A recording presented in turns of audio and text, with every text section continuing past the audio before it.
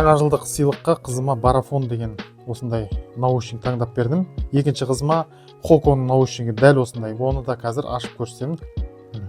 Так. Ал, мына осылай.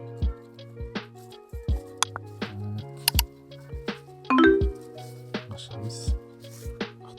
Міне.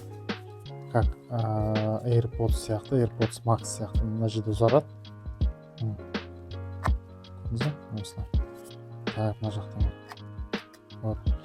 Мына жақта плюс, минус және қосатын кнопкасы.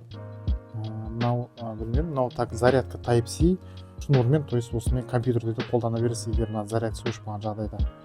Міне. Осылай құлақты ұзартатыны бар. Мына жердегі, чтоб міне мамық болу үшін.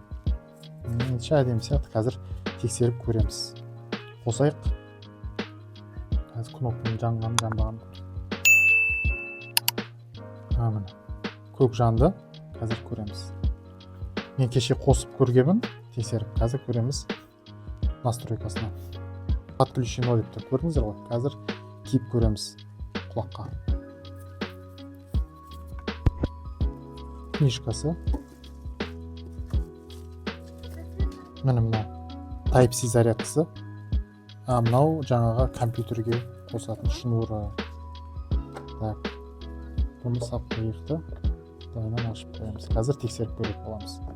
Міне со стороны қалай көрінетіндігі. Міне наушник. Мына жақта плюс-минус көріп отқандарыңыздай. Шумоподавление бар, бірақ ондай қатты емес, бірақ та өзінің бағасына татиды.